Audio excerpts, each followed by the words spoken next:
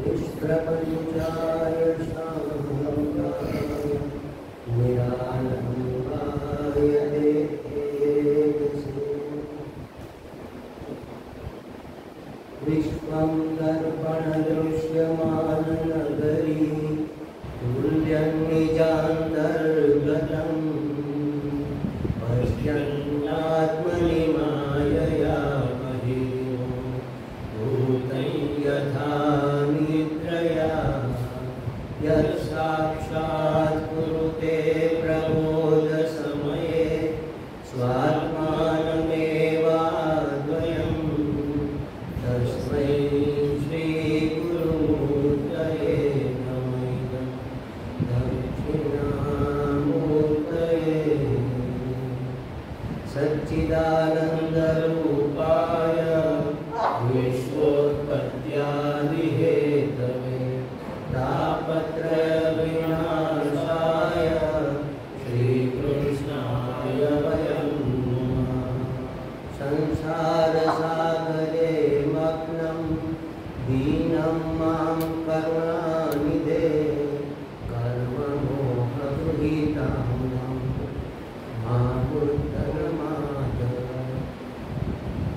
निष्कलाय विमोहाय शुद्धाय शुद्धवैरिणे अद्वितीयाय महते श्रीकृष्णाय नमो नमः प्रसीद परमानन्द प्रसीद परमेश्वर आदिव्याधिभुजङ्गेन द्रष्टं मामुद्धर प्रभो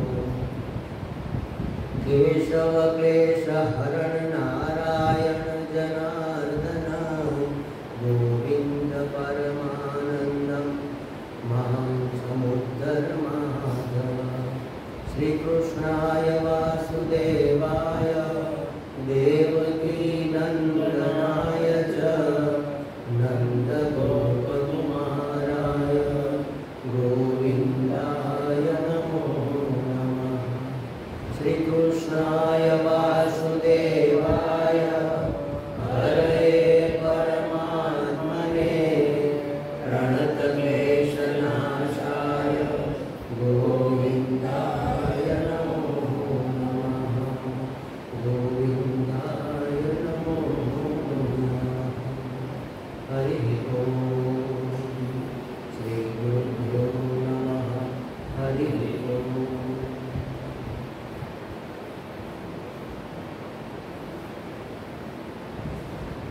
जो पहला मंत्र हम बोल रहे हैं ना, ओम नमः शिवाय गुरुवे सच्चिदानंद मूर्तये निष्प्रपंचाय शांताय निरालंबाय।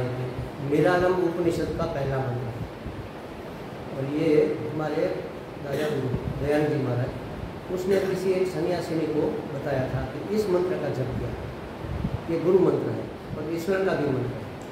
तब से मुझे ये बहुत पसंद है। नहीं काम नहीं आता ज़्यादा करना है, ठीक है, ये दूर था इसलिए कोई बात नहीं। चलो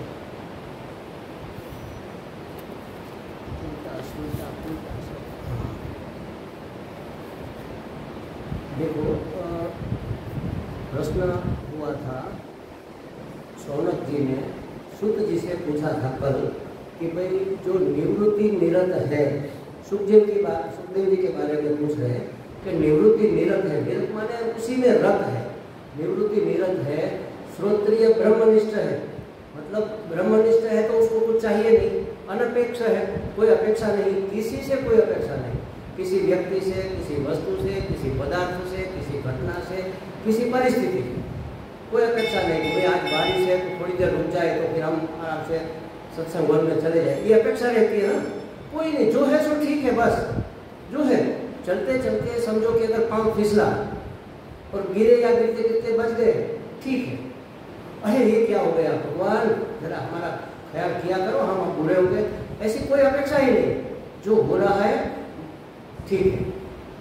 ऐसे निरपेक्ष महात्मा और कैसे आत्माराम अपनी आत्मा में ही रमण करते हैं और कहीं पर उसका ध्यान होता ही नहीं, कोई चीज उसके दिमाग में आती ही नहीं, अहम ब्रह्मास्मि के सिवा उसके लिए कोई चीज सत्य नहीं है, सब मिथ्या स्वप्नवत है।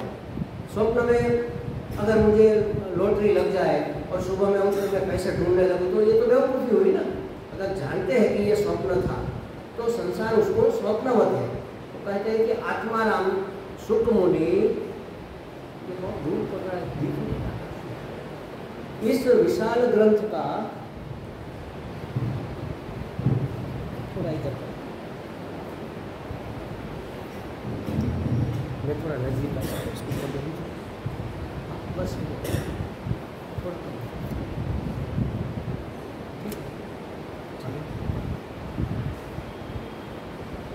आंख की भी मर्यादा है।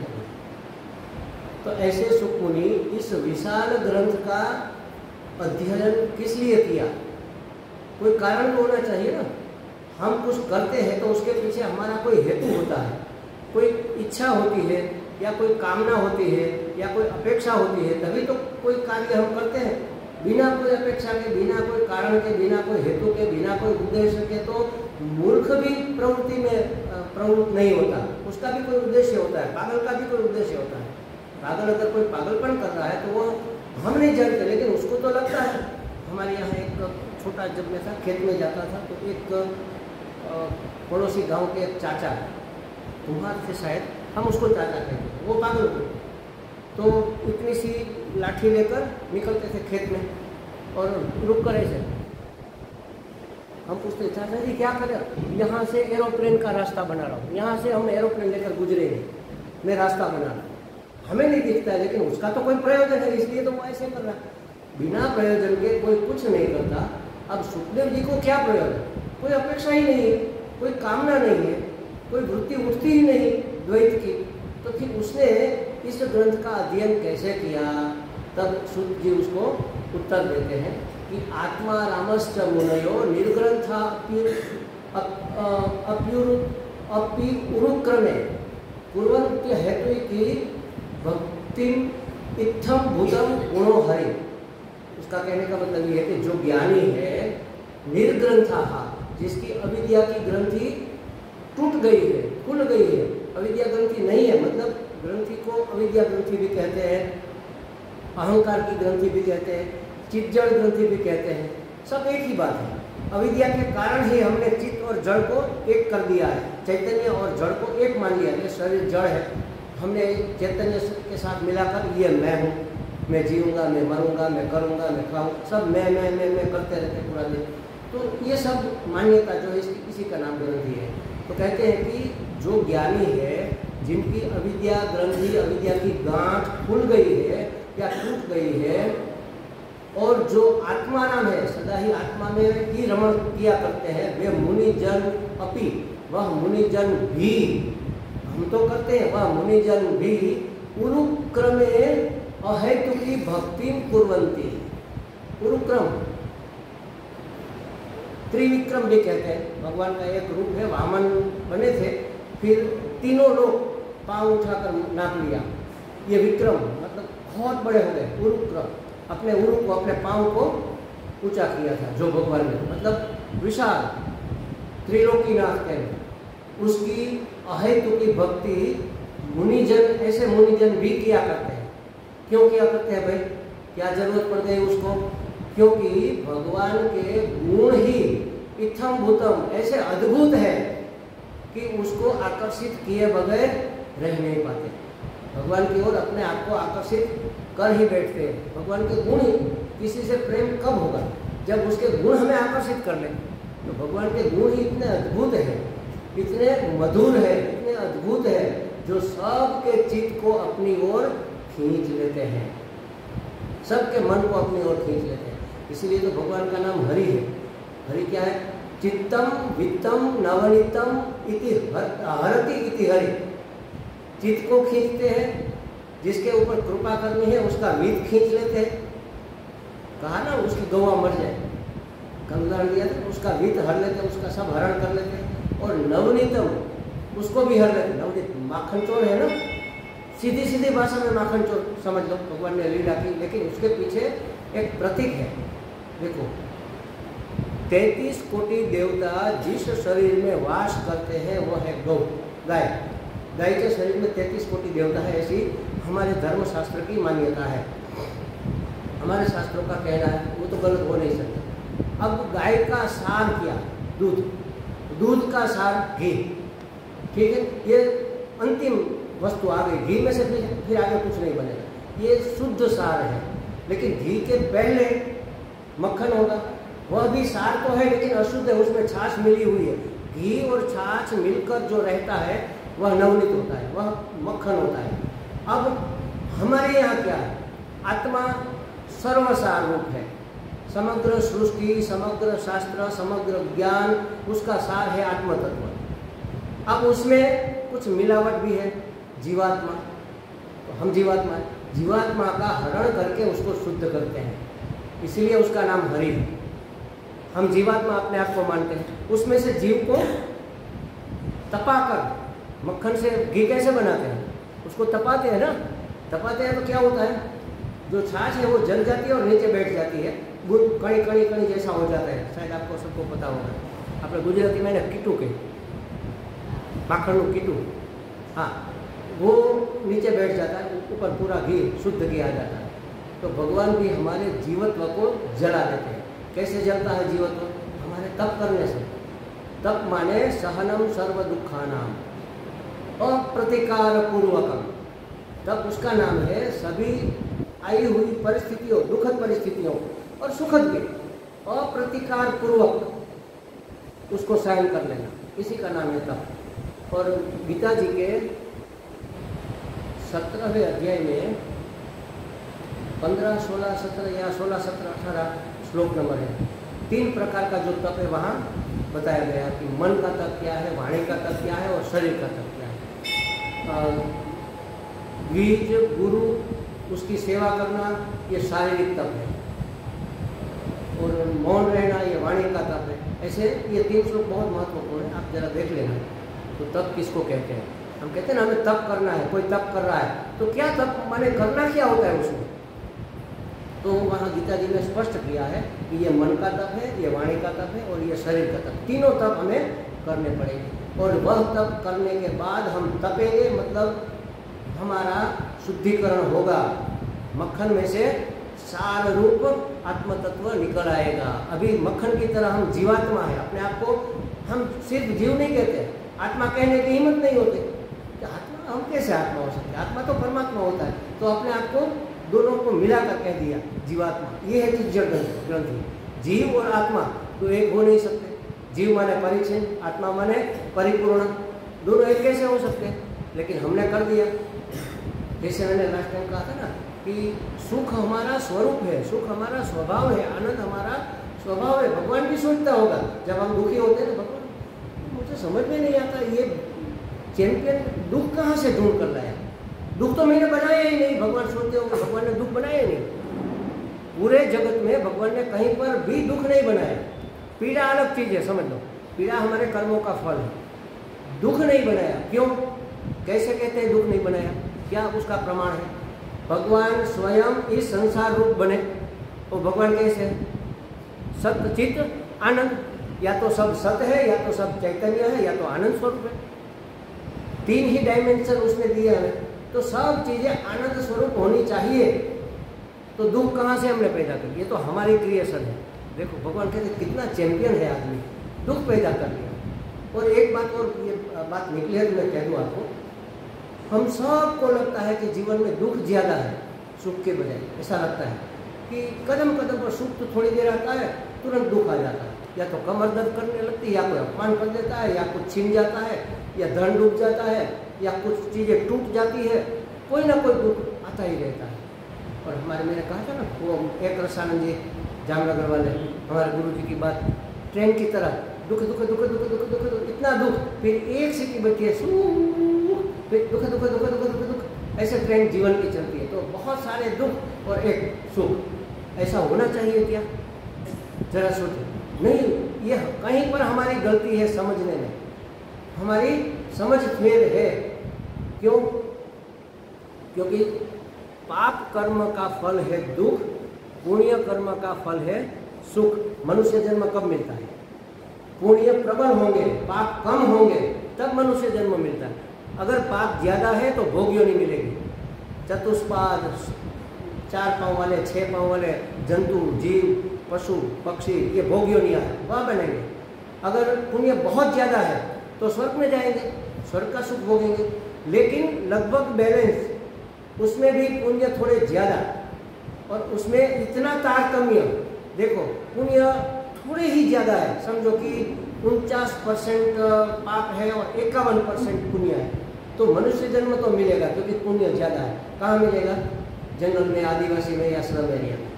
थोड़ा सा मनुष्य तो होगा, उसका शरीर मनुष्य का होगा, थोड़ा विवेक होगा, अब उसके पुरुषार्थ के ऊपर निर्भर। अब समझो कि पुण्य 55% हो गए और पाप 45 हो गए, तो थोड़ा मध्यम वर्ग में, थोड़े और ज़्यादा 57% हुए तो अपर वर्ग में, थोड़े और ज़्यादा 60-40 हो गए तो सुचिराम श्रीमताम गे है, पवित्र और सुखी कुटुंब में उसका जन्म होगा। हम कहाँ पर हैं? पवित्र सुखी कुटुंब में हमारा जन्म हुआ है, मतलब कम से कम 60, ये परसेंटेज कहीं लिखे नहीं, ये तो हमने सिर्फ कल्पना की है। तो 60 से ज़्यादा परसेंटेज हमारे जीवन में पुण्य के होने चाहिए। मतलब कि हमारे जीवन में सुख ज़्यादा होंगे या दुख?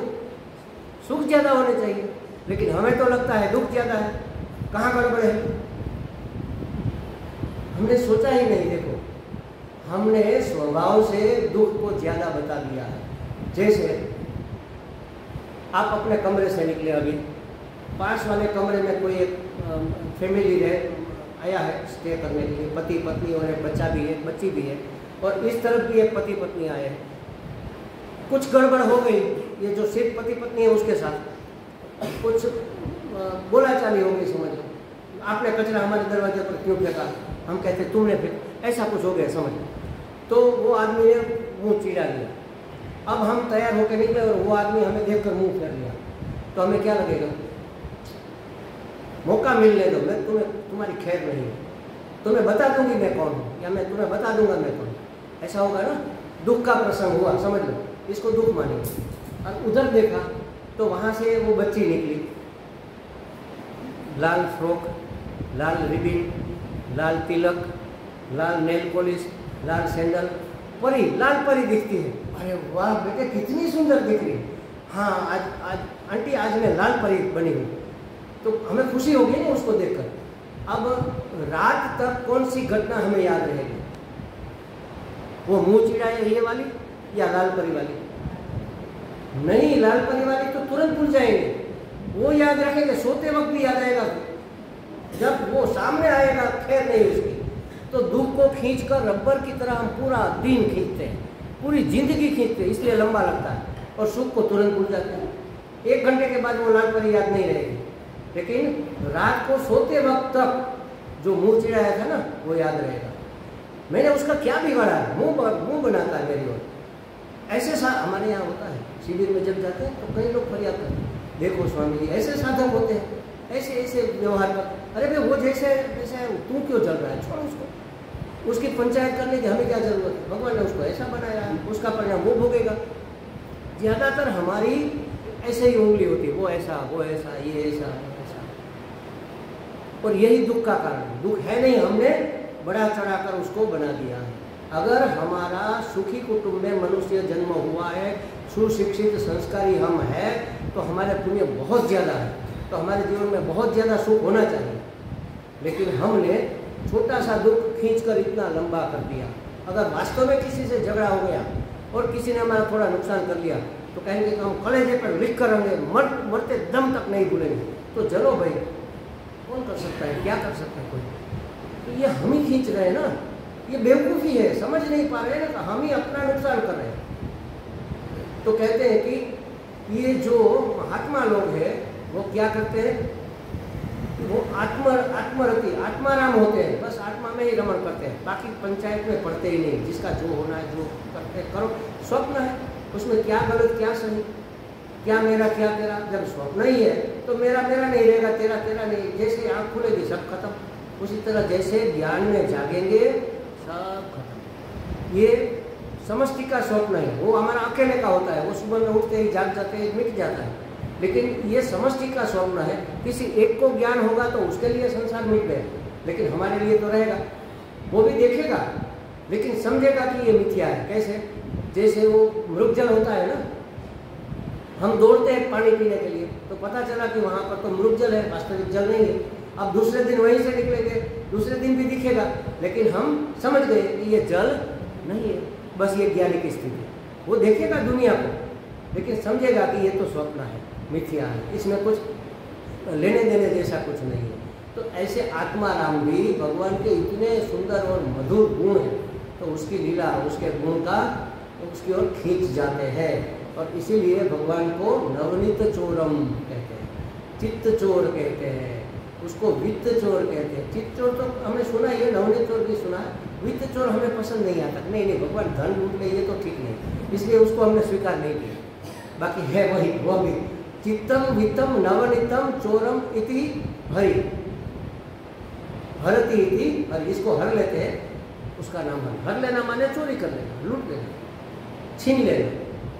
तो एक ये बात हुई कि सुखदेव जी ने अध्ययन क्यों किया, क्योंकि भगवान के गुण ऐसे हैं, उसके और आकर्षित रहे बगैर बगैर रह नहीं सकते।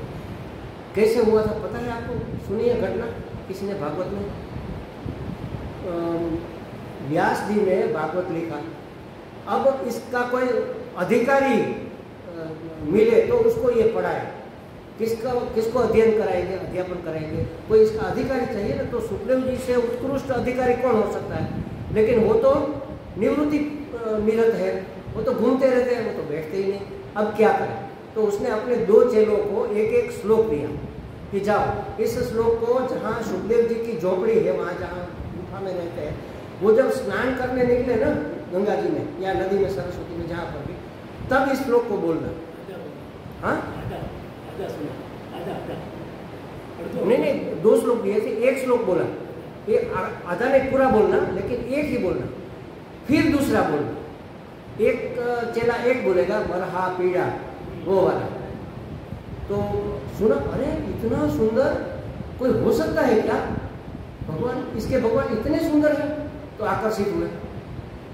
फिर सोचा कि ठीक है, सुंदर तो बहुत सारे होते हैं, लेकिन गुण भी तो होने चाहिए। क्या करेंगे ऐसी सुंदरता को? छोड़ो इसको। थोड़ा मन तो आकृष्ट हुआ, लेकिन बुद्धिमान थे, तो सोचा कि सुंदर है तो क्या हुआ, गुण भी तो होने चाहिए। तभी दूसरे शिष्य ने दूसरा श्लोक, जब स्नान करने जा रहे थे तब बरहा पीड़न बोला, और वापस आ रहे तो वो बकी गंबान कि जो उसको मारने के लिए आई थी, अपने स्तन पर हलाहल विष लगाकर, उसका हेतु ही मारना था। उस बकी को भी क्या नाम था उसका, पुतना, उस पुतना को भी भगवान ने माता की गति दी। कितने दयालु, कितने कृपालु, कितने गुणीय। अगर ऐसे गुण है तो ये उसको बुलाए कि भाई और सुनाओ, तो उसका आगे सुनना है तो हमारे गुरु जी के पास आओ, हमें तो बस इतना ही पता है। 2 श्लोक आते हैं, एक इसको आता है, एक मुझे आता है, बस। गुरु जी ने कहा इसका रटन करो, तो हमने कर लिया। अगर आपको ज़्यादा इसके बारे में सुनना है, ये कौन है, कैसा है, क्या करता है, उसकी लीला, उसका वर्णन, जो भी, तो हमारे गुरु, चलो तुम्हारे गुरु जी के पास ले चलो। उसको पता नहीं था कौन गुरु जी आया, तो पता चला था ये तो मेरे पिताजी हैं, व्यास जी। तो उसने कहा आओ हम तुम्हारा इंतजार कर रहे हैं, बैठो, हम आपको भागवत सुनाते हैं, ये भागवत के श्लोक है। अच्छा ये भागवत के, सुनाओ।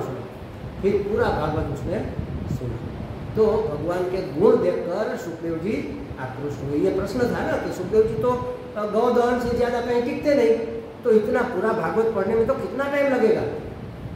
चाहे विद्वान है, सब है, तो भी आधे घंटे में, 1 घंटे में तो नहीं होगा ना, कम से कम 2-5 दिन तो लगेंगे। तो कैसे बैठे? तो इसके गुण सुनकर वो आकृष्ट हुए और उन्होंने अध्ययन किया। और दूसरा प्रश्न पूछा था कि परीक्षित जी सर्व त्याग पूर्वक अनशन क्यों किया? परीक्षित जी ने सब त्याग कर अनशन पर क्यों बैठ गए? भाई जवान है, चक्रवर्ती है और कीर्तिमान है, प्रभुता है उसके पास, क्यों सब छोड़ छाड़ कर बैठ गए? तो इसका उत्तर देते हुए सुख जी कहते हैं, परीक्षित के जन्म की कहानी बताते हैं, परीक्षित का चरित्र बताते हैं। भाई चरित्र नहीं सुनना है, आप ये बताओ ना उसने क्यों सुना? तो उसने कहा कि चरित्र इसलिए सुनना है, श्री कृष्ण कथोदयम, श्री कृष्ण की कथा उसमें से उदित होती है। भक्त के चरित्र में से भगवान की कथा निकलती है। भगवान तो भगवान ने उसका वर्णन कैसे करेंगे, वो तो वाणी का विषय नहीं है। भक्त के ऊपर क्या क्या कृपा हुई, भक्त को क्या क्या अनुभूति हुई, कैसे उसके संकट कटे, कैसे वह मुक्त हुआ, कैसे उसकी हृदय ग्रंथि कटी, ये सब जब बताएंगे तो वो तो बात तो भगवान की ही हुई, लेकिन भक्त को माध्यम बनाकर ये बात की जाती है। इसलिए उसका चरित्र हमें शुरू करना पड़ेगा। तुम सुनो, कहते सुनो, देखो सुन तो रहा है ना, फिर भी कहते सुनो का मतलब क्या। अब कोई महत्वपूर्ण बात आ रही है, ध्यानपूर्वक सुनो। तो जब महाकथा कहते हैं पूरी, उसकी पूर्व भूमिका बनाकर कि महाभारत का युद्ध समाप्त हुआ और सब फारिग हो गए युद्ध से। दुर्योधन भी मरने की तैयारी में था, उसके जांघें टूट गई थी, सीना चीर, लेकिन अभी उसका वो जिंदा था, मरा नहीं था।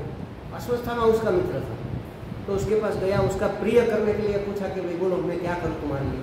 अरे मुझे और कोई अफसोस नहीं, तुमने मुझे अगर सेनापति बनाया होता तो मैं सबका मंटाधार कर देता, लेकिन तुमने मुझे सेनापति नहीं बनाया, तो अब बन जाओ। दुर्योधन ने कहा चलो हम तुमको सेनापति बनाते, तुम क्या कर लोगे, देखो अभी मैं 5 पांडवों का सिर काट कर तुम्हारे चरणों में लाता।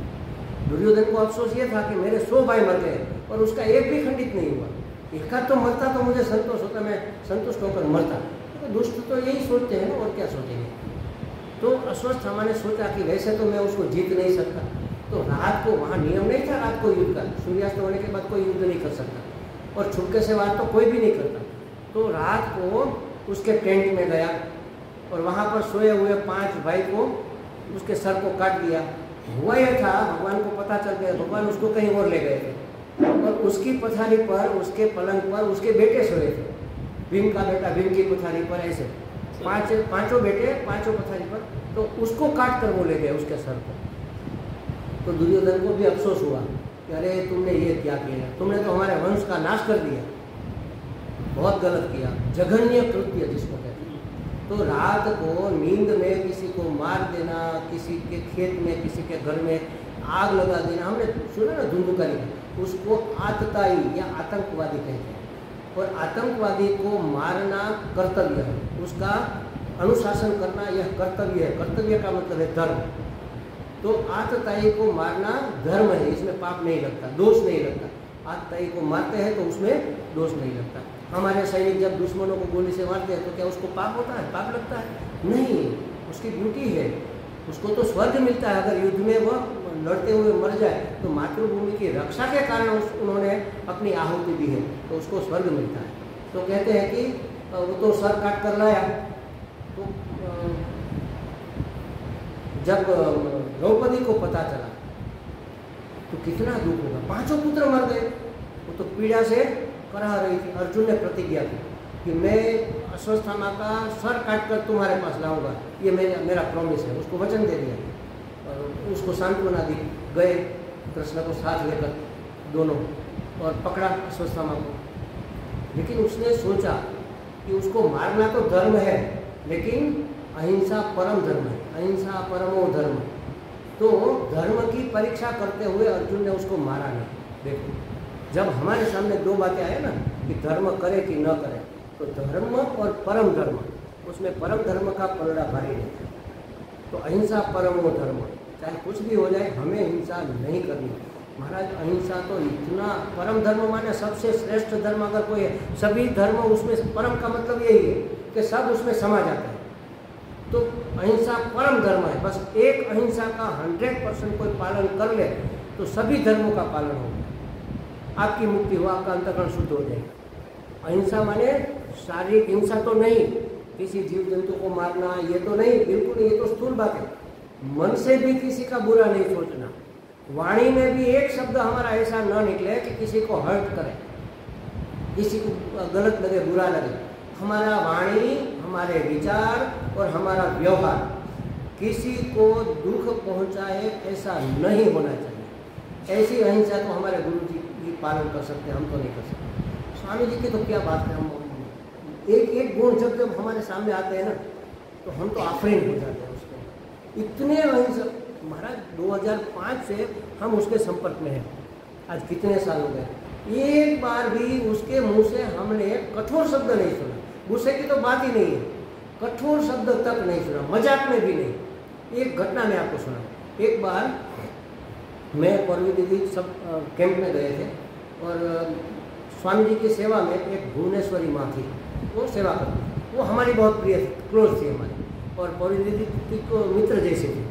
तो कुछ प्रॉब्लम हुआ होगा तो पौरवी दीदी रो रही थी। तो स्वामी जी को भुवनेश्वरी माँ ने बताया कि स्वामी जी ये लड़की तो पागल है, देखो रो रही है। स्वामी नहीं नहीं नहीं नहीं, पागल नहीं बोलना है, मजाक में भी किसी को पागल नहीं कहना चाहिए। देखो ये तो लाड से कह रही थी ना, लाड में भी नहीं, मजाक में भी नहीं। देखो कितनी सावधानी, हम तो बस देखते ही रह गए कि ऐसे कोई महात्मा हो सकता है। जब हम पहली बार स्वामी जी को मिलने गए, वो भी बहुत सुंदर घटना है। एक सांप निकला, स्वामी जी अपनी कुटिया में थे, हम बाहर थे, हमने देखा सांप निकला, तो हम उसके ऊपर नज़र रखे हुए थे। एक ईंट का ढेर पड़ा था, उसमें गया कि कहीं इधर उधर घुस न जाए, हम नज़र रखे थे। स्वामी जी निकले, हमने बुलाया, स्वामी जी इधर आओ, इसमें सांप है। तो स्वामी जी ने वॉचमैन को बुलाया, भाई लाठी लेकर आओ। हम क्या सोचेंगे कि सांप को या तो मार देंगे या तो भगा देंगे। तो लाठी इसलिए मंगवाई थी, वो ईंटें उठा कर दूर रख सके, हाथ न डालना पड़े, क्योंकि वो तो सांप ही, वो तो काट भी सकता है। तो सभी ईंटें निकाल दी, सांप तो मिला नहीं। वो चिंता कर रहे थे, किसकी? मैंने सोचा कि अपनी चिंता करते होंगे, यहाँ बच्चे बहुत है, सांप काट लेगा तो क्या होगा। तो स्वामी जी बोल गए, अरे यहाँ मोर बहुत है, बेचारे सांप को मार डालेंगे। देखो ऐसे जेरी हिंसक जंतु के प्रति भी जिसके मन में करुणा है कि यहाँ मोर बहुत है, बेचारे सांप को मार देंगे, इसलिए हम उसको ढूंढ कर दूर छोड़ कर आते हैं।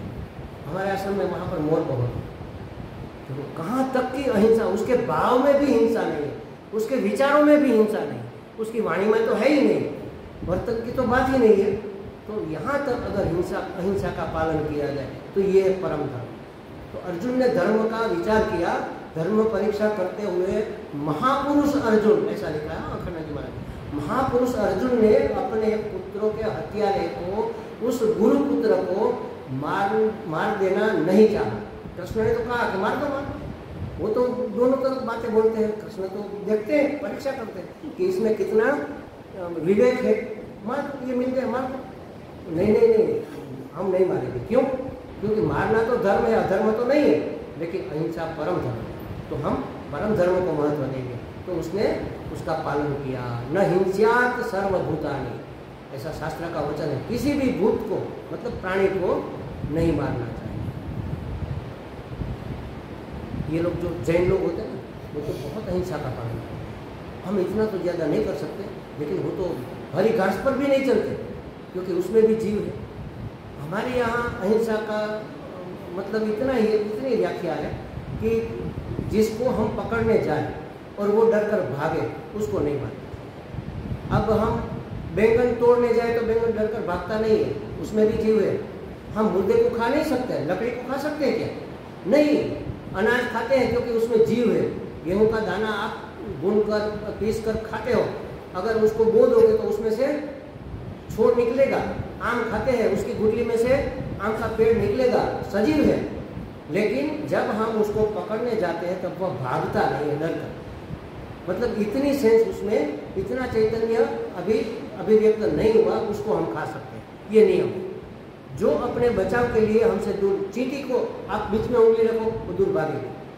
आप किसी प्राणी, पशु, पक्षी को पकड़ने जाओ, मारना नहीं है, सिर्फ पकड़ने जाओ, तो भी वो भागेगा डर के मारे। जो हमसे भय खाता है उसको मारना हिंसा है।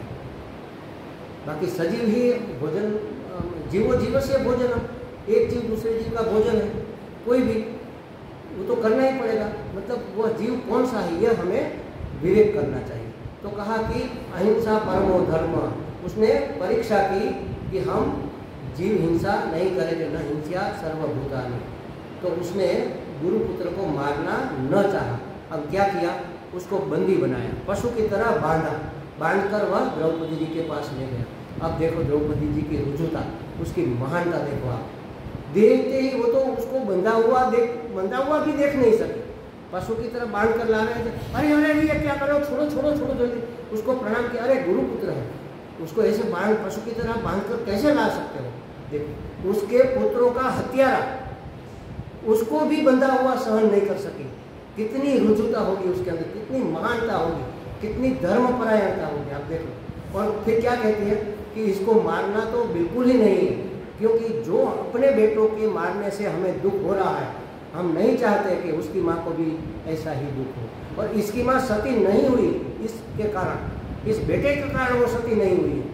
अगर बेटे को ही मार दिया तो उसकी माँ की क्या दशा होगी। और जो गुरु कुल हमारे लिए सदा वंदनीय रहा है, उस गुरुकुल में दुख के बादल छा जाए, ऐसी प्रवृत्ति हम कैसे कर सकते हैं। और तीसरी बात, ब्रह्म हत्या लगेगी, ब्राह्मण का बेटा है तो ये तो होना ही नहीं चाहिए ना, तो इसको मारेंगे नहीं। अब उसकी बात से सब सहमत हो गए, धर्मराज भी सहमत हो गए, कृष्ण भी सहमत हो गए, लेकिन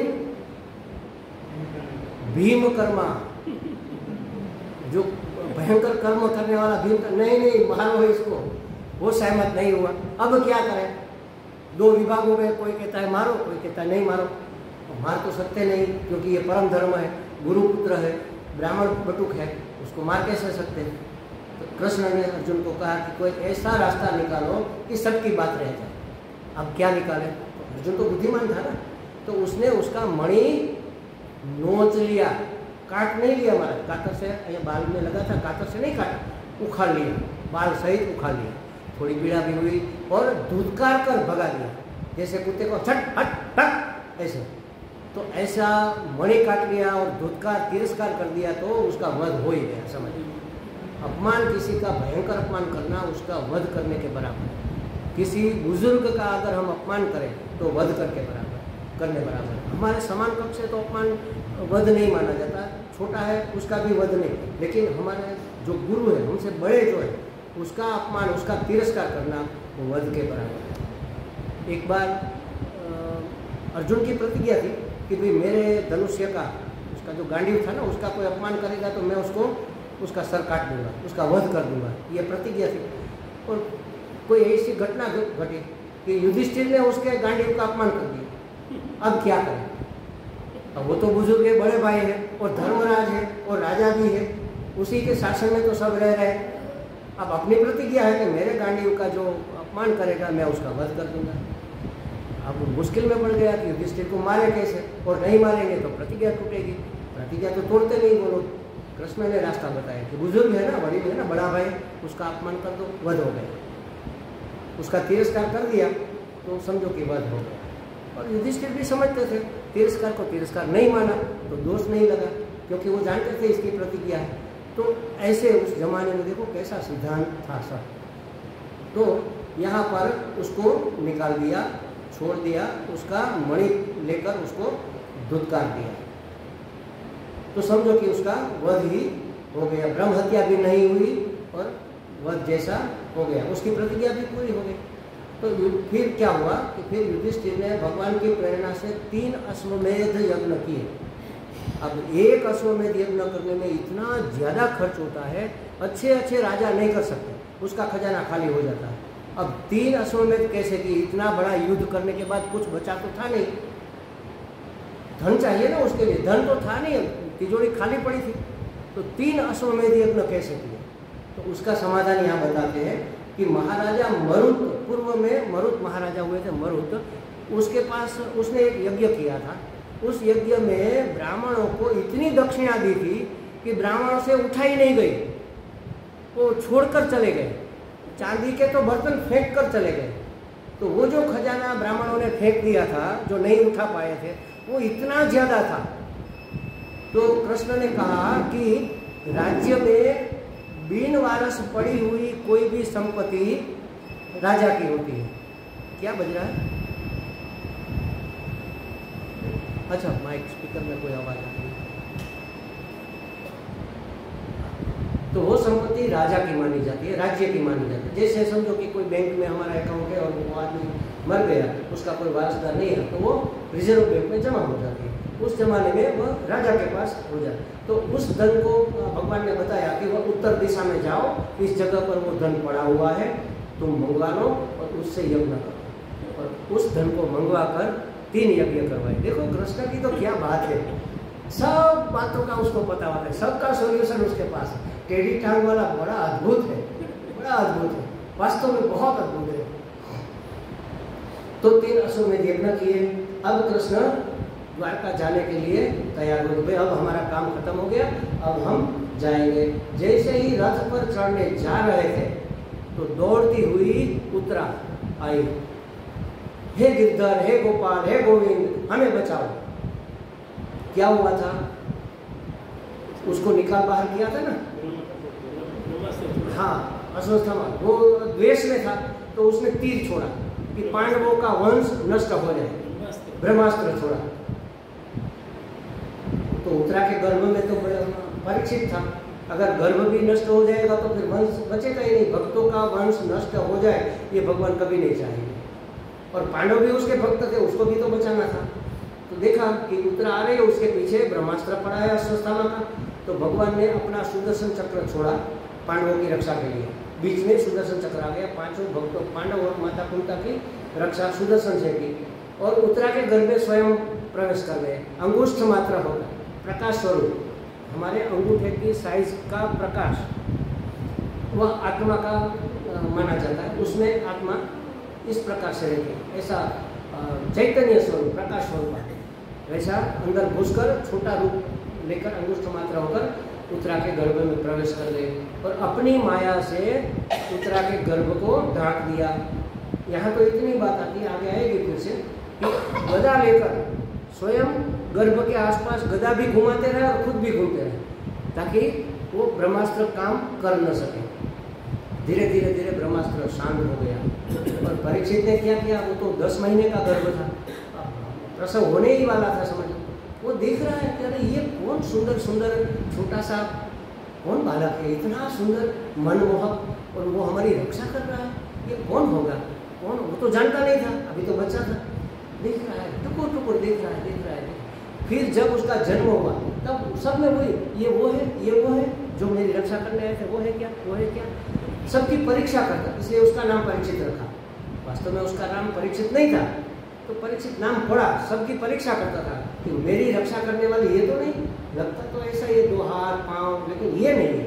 मनुष्य शरीर तो था ही ना, मनुष्य जैसा शरीर तो था, लेकिन वो तो चतुर्भुज थे, वो तो पीताम्बरधारी थे, वो तो मणिमुकुट पहने हुए थे, ये नहीं है, वो तो कोई और था, वो तो कोई और था, बस ऐसे ढूंढता रहा।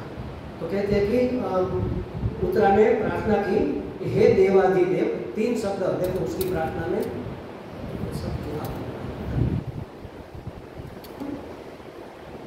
हमारी माँ कहती थी जो टेढ़ा आदमी है ना उसको हम पकड़ नहीं सकते, तो उदाहरण देती थी, ऐसा बैल जिसका सींग टूटा हुआ है और पूंछ कटी हुई है, तो वो गुजराती में कहती थी, सींगड़े जालो तो खांडो, पूछड़े जालो तो भांडो, इन्हें पकड़ो केम। हमारी यही दशा है, ऊपर देखते हैं तो नीचे का नहीं दिखता, नीचे देखते हैं तो ऊपर का नहीं दिखता, ऐसा। तो उसने प्रार्थना की, पाही पाही महायोगी देव देव जगतपते, 3 संबोधन किए, इसलिए हमें ये श्लोक याद आया, हे देवादिदेव, हे जगदीश्वर, हे महायोगी। ये 3 शब्द क्यों कहा है? महायोगी भगवान को क्यों कहा? क्योंकि योगी सर्वसमर्थ होता है, कहीं पर आने में जाने में उसके पास सभी स्थितियाँ होती हैं। वो लघु भी हो सकता है, वह गुरु भी हो सकता है। तो भगवान लघु हुए थे ना गर्भ में जाने के लिए, उसको जरूरत थी कि मेरे गर्भ की रक्षा करो, तो घुसो अंदर, अपना योग दिखाओ, इसलिए कहा हे महायोगी। फिर जगदीश्वर कहा क्योंकि 5 पांडवों की रक्षा, ईश माने ईश्वर, ईश्वर माने ईश माने ईश्वरशील, जो उसका संचालन करे, उसका पालन पोषण रक्षण करे, उसको ईश्वर कहते हैं। तो हमारे परिवार की भी रक्षा करो, इसलिए कहा हे जगदीश्वर, हे योगेश्वर, और कहा हे देवाधिदेव। देवाधिदेव माने देव, सबसे बड़ा देव कौन है? ब्रह्मा जी, उसके भी अधिपति आप हैं। और क्या मारने आ रहा है? ब्रह्मास्त्र, ब्रह्मा जी का अस्त्र मारने आ रहा है, आप तो उसके भी बाप हो, हमारी रक्षा करो। ये 3 शब्द जो संबोधन कहे ना, ऐसे ही नहीं कह दिए। क्यों नहीं कहा बंशीधर हमारी रक्षा करो, हे गिरधारी हमारी रक्षा करो? नहीं कहा। यहाँ जो शब्द इस्तेमाल किया उसका कोई, हर एक श्लोक में जो शब्द संबोधन के लिए यूज होता है उसका कोई मीनिंग होता है, उसको खोलकर, उसको पकड़कर, उसको समझना चाहिए। तो कहा कि हे देवाधिदेव, माने कि ब्रह्मास्त्र का प्रतिकार कर सकते हो आप, क्योंकि आप उसके भी बाप हो। ब्रह्मा जी के पिता कौन? परमात्मा से ही प्रकट हुए ना, तो आप उसके ऊपर भी शासन कर सकते हो। इसलिए आप देवों के भी देव हो, अधिदेव और जगदीश्वर हो, इस जगत की रक्षा करने वाले, शासन करने वाले। तो जगत रूप में हमारे परिवार की रक्षा करो, तो सुदर्शन चक्र से की। और योगी योगेश्वर हो तो अंदर कुछ करो, सिद्धि प्राप्त है आपको, तो छोटे हो जाओ बड़े हो जाओ, जो करना है करो, लेकिन हमारे गर्भ की रक्षा करो। तो अपने योग बल से लघु हो गए, जैसे हनुमान जी हुए थे, लंका गए तो बीच में वो लंकिनी दरवाजे पर खड़ी थी, आने नहीं दे रही थी, वो तो कैसे आने देगी, परमिशन के बगैर, परमिट चाहिए ना, वीजा नहीं था ना हनुमान जी के पास। तो फिर छोटे हो गए मच्छर जैसे और दरवाजे के नीचे से घुस गए। फिर वहाँ जाकर महान हो गए, जब राक्षसों को मारना था। उसके बाद सिद्धि, अष्ट सिद्धि नवनिधि के दाता है ना वो तो ये तो भगवान है। तो छोटे हो गए और उसकी गर्भ की रक्षा कर ली। अब क्या कहते हैं आगे, तो ऐसे इस लोक में प्रार्थना में कहती है, इस लोक में आपके सिवा अभय आश्रय दाता अन्य कोई नहीं है। भगवान को प्रार्थना की तो भगवान कहेंगे कि भाई ये तुम्हारे पति है, 5 भीम जैसा मजबूत, अर्जुन जैसा बाणावाड़ी, तो उसको कहो ना तुम्हारी रक्षा करे, मुझे क्यों कह रहे हो। तो उसने कहा नहीं, आप जैसा अभय आश्रय प्रदान करने वाला कोई नहीं है। और आजकल तो अपने ही अपनों को मार रहे हैं, मैं किसका भरोसा करूं। अभी युद्ध खत्म ही हुआ है ना, तो आजकल तो सब एक दूसरे के मृत्यु के कारण बन रहे हैं। और आप इतने अभय है, यद विभेति भयम स्वयं, भय भी आपसे भय खाता है। तो आपके सिवा हमारा उद्धार करने वाला, मैं आपकी शरण में हूँ, आप रक्षा करो। देखो ऐसा नहीं कहा कि मेरी रक्षा करो, ऐसा भी नहीं कहा मेरे गर्भ की रक्षा करो, आप रक्षा करो। अब किसकी करनी है, आप बुद्धिमान सोचो। प्रार्थना महाराज ऐसे होती है, ज़्यादा डिक्लेयर नहीं करना चाहिए, ये करो बस, तो मर्यादित हो जाता है। कोई भी विशेषता हमारे अंदर आ जाए तो वह विशेषता हमें मर्यादित करती है, हमें लगता है वो हमें महान बनाती है, महान नहीं, परिचिन बनाती है। जैसे मैं कहूँ कि मैं BA पास हूँ, मतलब मैं B.Ed नहीं, B.Com नहीं, BSc नहीं, बाकी सबसे पिछड़ गया। ये घर मेरा है, बाकी कोई घर मेरा नहीं रहा। अगर मैंने मर्यादित डेफिनेशन कर ली कि यह घर मेरा, तो इसका मतलब क्या हुआ कि बाकी कोई मेरा नहीं। अखंड जी महाराज कहते थे कि जब मैंने घर छोड़ा, सन्यासी बने, तब मुझे मेरे परिवार वालों को चिंता थी कि यार बिना घर के कहाँ घूमेगा, कहाँ भटकेगा जंगल में। तो अब मुझे पता चला कि एक घर छोड़ा, सब घर मेरे हो गए। देखो अब कहीं पर भी जा सकता है सन्यासी, कहीं से भी भिक्षाण भगवती कर सकता है। और वहाँ पर क्या हुआ, अखंड जी को ये भी, परिवार को ये चिंता थी किसका क्या हुआ, महाराज जी को ये चिंता थी कि हमारे परिवार का कौन ध्यान रखेगा, मैं तो जा रहा हूँ, कौन जिम्मेदारी हूँ। जब वापस एक बार आए तो देखा कि पूरा गांव उसको, उस ब्राह्मण परिवार को इतने अच्छे से रख रहा था। पहले तो देखभाल करने वाले वहाँ ही थे, अब पूरा गांव उसकी देखभाल कर रहा है। कई लोग मुझे पूछते हैं कि स्वामी जी बड़े अच्छे साधक होते हैं, तो स्वामी जी संन्यास लेना जरूरी है। मैंने कहा कि नहीं, जरूरी नहीं है, क्योंकि आपको लेना ही नहीं है ना, क्यों हम नहीं लेते। महाराज कंफर्ट से बाहर निकलना बहुत भयप्रद है, हम अपना कंफर्ट नहीं छोड़ सकते। परिवार का कंफर्ट, अपना कमरा, महाराज हमारा तो जो बेटा है ना बाहर गांव जाता है, अपना तकिया साथ में ले जाता है, किसी दूसरे तकिए पर नींद नहीं आती। अब वो सन्यासी कैसे बनेंगे, नहीं बनना है उसको, मैं ये नहीं कहता, लेकिन सबको यही दिक्कत है, अपना कंफर्ट जोन छोड़ना किसी को पसंद नहीं है। टाइम पर भोजन मिले, टाइम पर हमारा कुछ कोई करने वाला हो। महाराज मैं अपनी ज़िंदगी में जब तक घर पर रहा ना, ये बैठे आप पूछ लो, मैंने कभी अपने हाथ से उठकर पानी नहीं पिया, और आज सब कुछ मेरे ऊपर है, फिर भी मैं खुश हूँ। इसलिए बेटों को चिंता होती थी कि आपका क्या होगा, कौन सब आपका करेगा। मैंने कहा वो करेगा, आप चिंता क्यों कर रहे हैं, और वही कर रहा है, वही कर रहा है। तो कंफर्ट जोन से निकलना आसान नहीं है हमारा, बहुत मुश्किल है। तो इसलिए हमें कोई मर्यादा नहीं बनानी चाहिए। कहने का मतलब ये, भगवान से बात करते वक्त, प्रार्थना करते वक्त तो कोई स्पेसिफाइड डिमांड नहीं करनी चाहिए। भगवान आप हमें 1 लाख की लॉटरी लगा दो। अब भगवान सोच रहे थे कि इसको 1 करोड़ देना है, लेकिन इसने तो 1 लाख मांगा, अब क्या करें, अब तो 1 लाख ही देना पड़ेगा। इसकी इच्छा पूरी करनी पड़ेगी ना, भक्त की इच्छा के वश है भगवान। तो वो तो चाहते थे 1 करोड़ देना, लेकिन हमने 1 लाख मांगा। अब राजा के पास जाकर हम कहे कि भाई हमें अपनी गाय के लिए एक बोरी भूसा दे दो, तो ये बेवकूफ़ी नहीं तो और क्या है। एक राजा ने बाजार लगाया सब चीज़ों का और ढिंडोरा पिटवा दिया, आओ जिसको जो चाहिए एक चीज़ उठा कर ले, जो आपकी मर्जी। बर्तन थे, कपड़े थे, मिठाई थी, खाने के, पहनने के, मनोरंजन के साधन थे, बहुत कुछ था। आए सब लोग, जो जो चाहिए उठा कर ले गए, कीमती कीमती वस्तु ले गए। एक इतना छोटा सा लड़का था, वो सोच रहा था कि जो चाहिए उठा कर ले जाए, जो चाहिए वह उसका, मतलब उठा कर ले जाए माने आपको जो चाहिए एक वस्तु आपकी। तो सोचने लगा कि ऐसी कौन सी वस्तु मैं लूँ। तो दिमाग वाला था अपने बच्चों की तरह, तो राजा के करीब गया, उसने कहा ले ले बेटे जो चाहिए। तो वही तो लेने आया हूँ, क्या चाहिए? आपकी गद्दी, आपकी गद्दी। सब उसका हो गया कि नहीं हो गया? तो इसको कहते हैं बुद्धिमानी। कोई स्पेसिफाई नहीं, भगवान से हम मांगते हैं। अरे भगवान को मांगो ना, भगवान से क्यों मांगते हो बेवकूफ? भगवान से नहीं मांगना है, हमें भगवान को ही मांग लेना है। भगवान तुम मेरे हो जाओ बस। भगवान अपने हो गए, बाकी सब अपना ही है, पराया कहाँ रहा। जो मालिक है वो मालिक ही अपना हो जाए, तो ये चीज होनी चाहिए।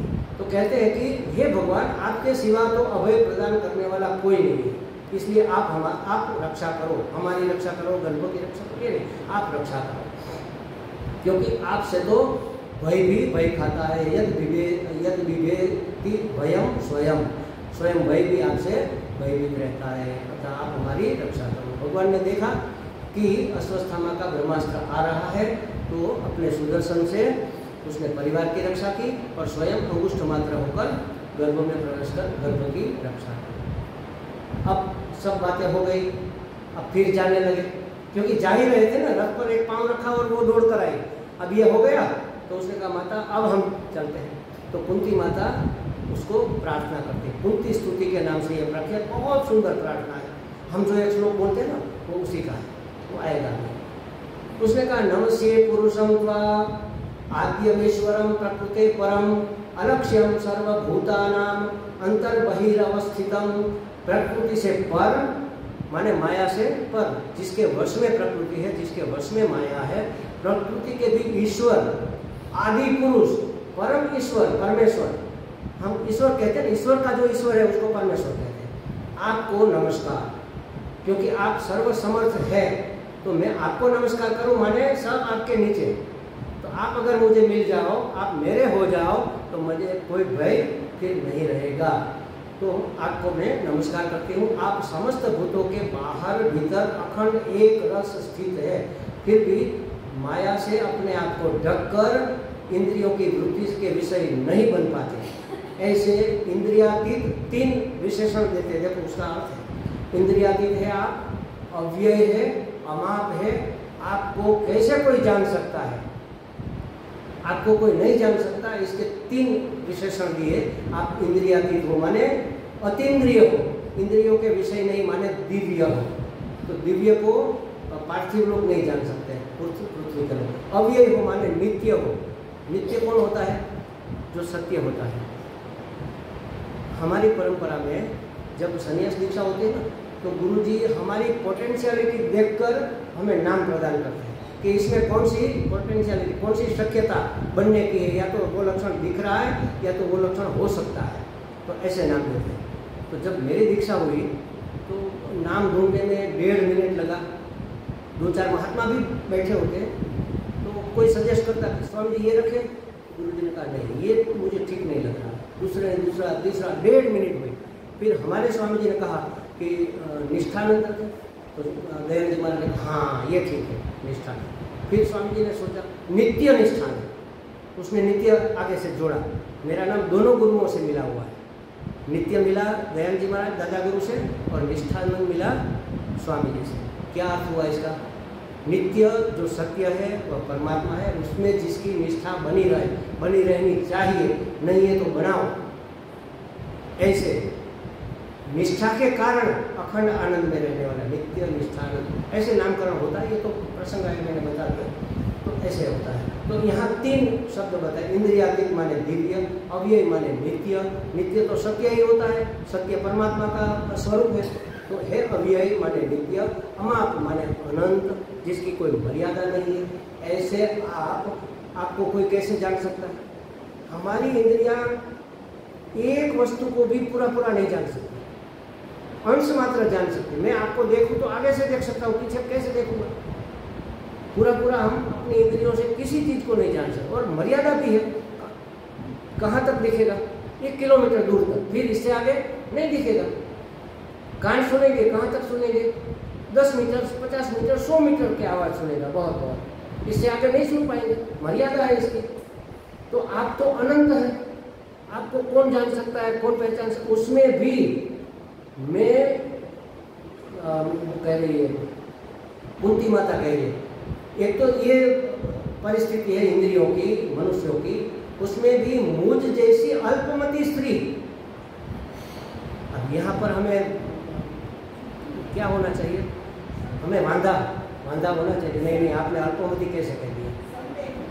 संदेह होना चाहिए ना, संदेह नहीं, मतलब प्रतिकार करना चाहिए। कोई हमें अल्पमती आपने क्यों कहा? हम स्त्रियाँ अल्पमती थोड़ी है, अच्छों को पछाड़ देती है, IAS बनती है आजकल तो सब स्त्रियाँ, पुरुष नहीं बन पाते, स्त्रियाँ बन जाती है, तो अल्पमती क्यों कहा? सिर्फ कुंता माता ने कहा ऐसा नहीं, अहल्या ने भी कहा था। जब अहल्या का उद्धार हुआ ना, तब कहा, हे भगवान, मुझ अल्पमती पर आपने बड़ा उपकार किया। सबरी माता ने भी कहा, आप रामचरितमानस में पढ़ो, एक तो मैं पिछली जाति की अपवित्र और अल्पमती स्त्री, आपने मेरे पास आकर बड़ा उपकार किया। ऐसे सब अपने आप को अल्पमती क्यों कहती है? एक तो अपने आप को निकृष्ट बताना, ये अत्यंत दीनता, अत्यंत विनम्रता, ये भक्त का महान गुण है। तो अपने आप को निकृष्ट बताकर अपनी निंदा नहीं कर रही है, ये उसका गुण अभिव्यक्त हो रहा है कि कितना नम्र। भक्त तो ये कहते हैं, हे भगवान, हम आपके पाँव की धूल है, तब तक तो ठीक है, और इससे आगे बढ़ करके, हे भगवान, हम आपके भक्त के पाँव की धूल है, और इससे भी आगे बढ़ कर कहते हैं, हे भगवान, हम आपके भक्त के पाँव के धूल की धूल है। देखो कितनी विनम्रता, कितनी विनम्रता। क्यों? क्या जरूरत है? तो भी अहंकार गलता नहीं माना, इतना टाइट होकर बैठा है, उसको गलाने का ये केमिकल है। जैसे केमिकल डालने से कोई चीज़ गल जाती है ना, तो विनम्रता अहंकार को गलाने का केमिकल है। तो यहाँ कहते हैं कि मैं अल्पमती आपको तो कैसे पहचान सकती हूँ? ऐसी अकिंचनता तो, अत्यंत दीनता, ये भक्त का महान गुण माना जाता है। और वैसे भी अगर सच में कह रही है कि मैं अल्पमती हूँ, तो भी मानने योग्य इसलिए है क्योंकि स्त्रियां, माताएं भाव प्रधान होती है। बुद्धि प्रधान तो पुरुष होते हैं, जड़ बुद्धि, भाव प्रधान तो माता है। इसलिए देखो जैन में क्या है, जैन में एक मान्यता है, दृढ़ मान्यता, स्त्री शरीर में मुक्ति नहीं मिलती। अगर स्त्री शरीर में कोई साध्वी बनी है तो अगले जन्म में वह पुरुष बनेगी, फिर मुक्ति होगी, स्त्री शरीर से मुक्ति नहीं होगी। इसके पीछे तर्क भी है, मानने जैसा तर्क है, हम तो नहीं मानते, हमारी संप्रदाय में, हमारी परंपरा में तो नहीं मानते। लेकिन तर्क ये है कि स्त्री भाव प्रधान होती है, प्रेम प्रधान होती है। और भाव और प्रेम का क्या गुण है? उसको स्नेह कहते हैं। स्नेह माने चिकनाई, जो चिपक जाता है, वो अनासक्त नहीं हो सकती, संपूर्ण अनासक्त स्त्री हो नहीं सकती। अपने बच्चों से, अपने परिवार से, अपने पहचान वालों से इतना लगाव उसको अंदर तक रहता है, अरे मेरे अपने हैं। उसके दुख से वह दुखी होती है, उसके सुख से वह सुखी होती है। बेटा अगर पहली दूसरी कक्षा में प्रथम नंबर आया ना, तो फूल ही नहीं समाती, पूरे गांव में ढिंडोरा, अरे मेरा बेटा पहला नंबर लेकर आया, मेरा बेटा पहला नंबर लेकर आया, ढिंडोरा। इतना स्नेह भरा पड़ा है, पूरी वात्सल्य मूर्ति है। अच्छा गुण है, लेकिन मुक्त होने में बाधक है, क्योंकि वहाँ अनासक्ति चाहिए, सबसे बिछड़ना, संबंध विच्छेद। स्वामी राम सुखदास जी का शब्द है, संबंध विच्छेद हो जाना चाहिए सभी से, सभी व्यक्ति, वस्तु, पदार्थ, परिस्थिति, घटना से संबंध विच्छेद हो जाना चाहिए। संबंध का मतलब ये है कि हमने उसको सत्य माना, तो सत्य माना तो मिथ्या मान नहीं सकेंगे, स्वप्न जान नहीं सकेंगे, जगत स्वप्न कैसे मानेंगे? सत्य तो मान रहे हैं, तभी तो संबंध है। तो मिथ्या जान लेने से संबंध विच्छेद हो जाता है। तो किसका पुत्र, किसका धन, किसकी पत्नी, इसका मतलब क्या? छोड़ो, तुम्हारा पुत्र नहीं है, तुम मान रही हो, ऐसी बात नहीं है।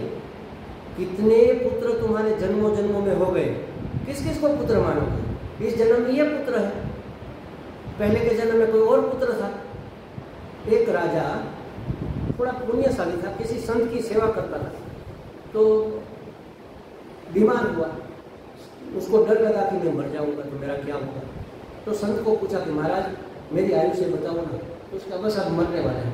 अच्छा मैं क्या बनूंगा? तो तुम्हारे कर्म के अनुसार अब अगली योनि तुम्हारी ढूंढ की है, सुअर बनोगे। अरे छी छी छी, सुअर मुझे नहीं बनना, नहीं वो तो बनोगे।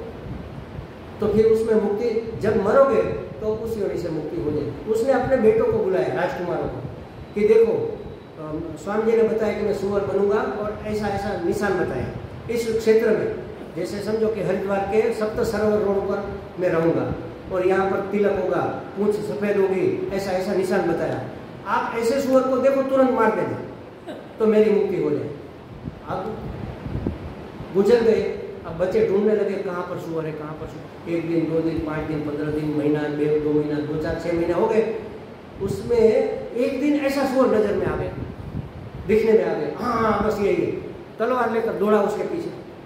लेकिन वह जब राजा था, बहुत पुण्य कर्म किया था, उस संत की सेवा की थी, तो उसको वाचा फूटी। उसने कहा छोड़ो छोड़ो, मुझे मारना नहीं, इस योनि में तो बहुत मजा है, खाओ पियो और मौज करो। भोग हमें हर एक योनि में मिलते हैं, सिर्फ विवेक मनुष्य जन्म में मिलता है, जिसका हमें सदुपयोग करना चाहिए। विवेक करना चाहिए कि हमें क्या करना है, क्या नहीं करना है, कैसा हमें जीवन जीना चाहिए, क्या करें ताकि इस चक्कर से मुक्त हो जाए। तो माता प्रार्थना करती है कि हे मैं अल्पमति हूँ, स्त्री शरीर हूँ, मैं तो आपको कैसे पहचान पाती, आप हमें कृपा करके छोड़ के मत जाओ। प्रार्थना का मतलब यही है कि आप हमें छोड़कर मत जाओ। आगे कहते कृष्णाय वासुदेवाय देवकी नंदनाय च नंद गोप कुमाराय गोविंदाय नमो नमः। देखो 3 संबोधन, 4 संबोधन है। हे कृष्ण, हे वासुदेव, हे देवकी नंदन, हे नंद गोप के लाल, हे गोविंद, 5। आपको नमो नमः, नमो माने नमः, दूसरी बार नमः, विसर्ग का ओकार हो जाता है, नमो नमः, नमन नमन माने वारंवार आपको नमस्कार। किसको नमस्कार? कृष्ण, आप कृष्ण हो। कर्षति इति कृष्ण, जो हमारा आकर्षण करता है, हमें आकर्षित करता है।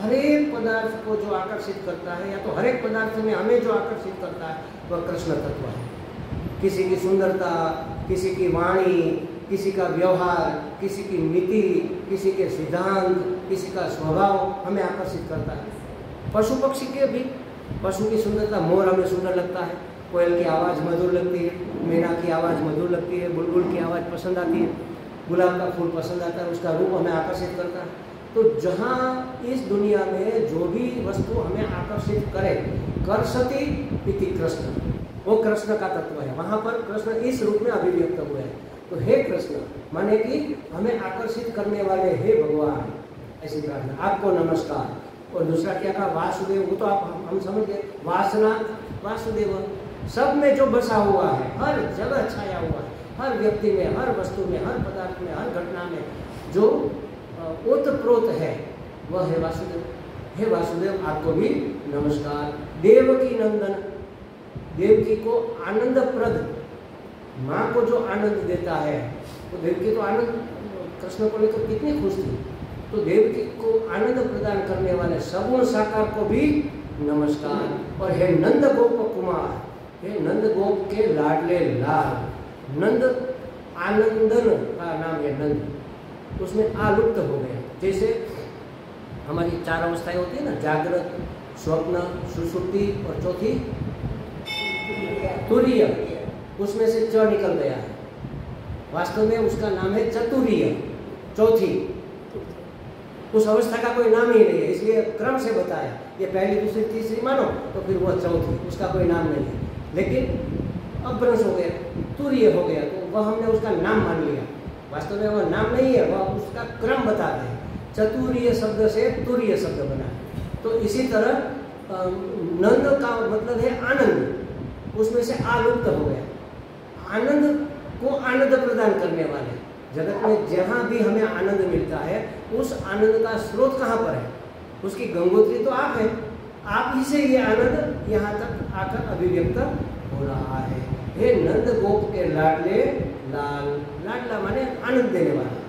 हे गोविंद, ये शब्द बहुत सुंदर है।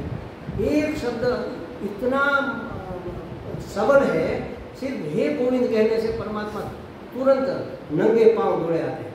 आपने गजग्राह सुना होगा, गजेंद्र मोक्ष, एक ही शब्द बोल पाया था, हे गोविंद। द्रौपदी ने बहुत संघर्ष किया अपनी लाज बचाने का, नहीं बचा पाई, दांत में पकड़ी थी साड़ी, छूट गई, तो एक ही शब्द बोली, हे गोविंद, और दौड़े चले आए। गोविंद का अर्थ क्या? गो माने इंद्रिया, गो माने वेद, गो माने ज्ञान, गो माने राष्ट्र, गो माने बहुत गो के अर्थ होते हैं। गो माने गाय, गो माने गंगा, सबको विंद, विंद माने पालन करना, पालन पोषण रक्षण करना, माने हम जो इंद्रिय के समूह के रूप में इस शरीर में है, हमारा रक्षण करने वाले गोविंद। हे गोविंद, हे कृष्ण, हे वासुदेव, हे नंद के लाल, हे यशोदा नंदन, आपको बार बार नमस्कार। अब इसका अर्थ क्या हुआ? आपको नमस्कार, 4-5 और नाम ले लेती। इसका मतलब ये है कि जो नाम सिर्फ हम कहते हे दयानिधे, फिर कहना नहीं पड़ेगा कि दया करो। हे दयानिधे का मतलब यही हुआ कि आप दया के निधि है, तो आपसे और क्या मिलेगा? दया ही तो मिलेगी। हे कृपा निधान, कृपा के निधान हुआ, आपसे क्या मिलेगा? कृपा ही मिलेगी। हे करुणा वरुणालय, हे करुणा के आलय, करुणा की प्याव, प्याव के पास क्या मिलेगा? पानी मिलेगा। पुस्तकालय में जाएंगे तो पुस्तक मिलेंगे, भोजनालय में भोजन मिलेगा, औषधालय में औषध मिलेगा, तो दया निधि में क्या मिलेगा? दया मिलेगा। हम कहते हैं ना, महाराज ये यहाँ दुख है, वहाँ दुख है, वहाँ दुख है, ऐसा कहते हैं। तो ये तो शरीर क्या है? दुखालयम अशाश्वतम, ऐसा शास्त्र में कहा। ये दुखालय है, अशाश्वत दुखालय। तो दुखालय में क्या मिलेगा? औषधालय में औषध मिलेगी, पुस्तकालय में पुस्तक मिलेगा, दुखालय में क्या मिलेगा? दुख ही तो मिलेगा। तो मिलता है, मिलने दो, हमारा कमाया हुआ है, आने दो। जो आता है कभी टिकता है नहीं, आता है वो जाएगा भी। बिना मांगे दुख आता है तो बिना मांगे सुख भी आएगा। तो ये शब्दों का अर्थ यही है, भगवान के विशेषण जो बताते हैं वैसा हमें प्राप्त हो। नंद नंदन माने हमें भी आनंदित करो, दया निधि माने हम पर दया करो, इसका ये मतलब, प्रार्थना का मतलब ये है। और आगे जो कहती है ये बड़ी अद्भुत बात है, कहती है कि आपने मेरे पुत्रों सहित मेरी अनेक विपत्तियों में वारंवार रक्षा की है, अतः मैं चाहती हूँ कि आप विपदः सन्तु नः शाश्वतत्र तत्र जगद्गुरो भवतो दर्शनम यस्याद अपुनर्भवन दर्शनम। हे भगवान, पग पग पर हमारे जीवन में दुख आए। देखो, कोई दुख मांगता है? हर एक मनुष्य सुख की चाह करता है ना, कोई दुख तो मांगता ही नहीं ना। हम क्या चाहते हैं कि हमारे सुखम में भूया दुखम में न भूति, मेरे जीवन में कभी दुख ना आए, हमेशा सुख रहे, ऐसा सब मांगते हैं। यहाँ तो विचित्र बात हो रही है। देखो कैसी विलक्षण बात कह रही है कुंती माता, कहती है कि संसार में दुख तो कोई भी नहीं चाहता, सब सुख चाहते हैं, लेकिन भक्त की चाह थोड़ी विशिष्ट है, निराली है, उसका दृष्टिकोण ही अलग है ना। तो क्या चाहती है वह? भक्तिमती कुंती माता कहती है कि जीवन में विपत्तियां आती रहे। क्यों आती रहे? क्योंकि जब विपत्ति आती है तब हम हरि को पुकारते हैं। जब भी विपत्ति, कोई दुख आएगा, हे भगवान, मर गए बाद में बोलेंगे, भगवान पहले बोलेंगे, हे भगवान, हे प्रभु, हे नारायण, हमें तो कहीं कर। आर्तनाद निकले अंदर से, हरि ने याद करी। तो जब भी विपत्ति आती है तो हम हरि को पुकारते हैं और वे हमें दर्शन देते हैं।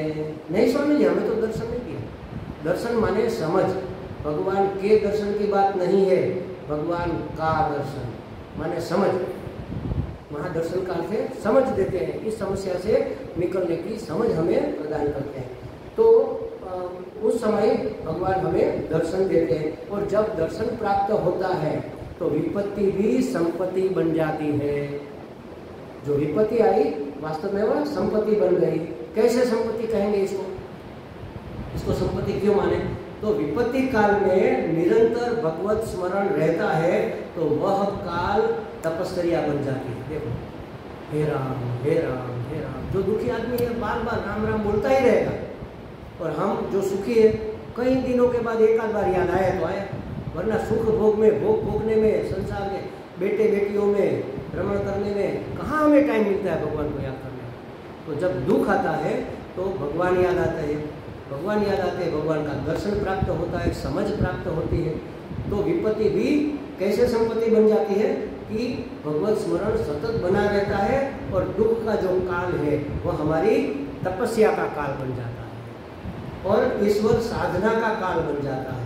तो इसलिए कहा कि हमें विपत्ति आती रहे, क्योंकि विपत्ति में निश्चित रूप से हे भगवान आपका दर्शन हमें प्राप्त होता है और जिसको आपका दर्शन प्राप्त हो गया उसे फिर जन्म मृत्यु के चक्कर में पड़ना नहीं पड़ता। अपुनर्भव शब्द इसमें आया, जो श्लोक था उसमें अपुनर्भव दर्शनम, आपका दर्शन कैसा है, फरीथी जन्म न लेना पड़े, उसके लिए अमोघ औषधि है।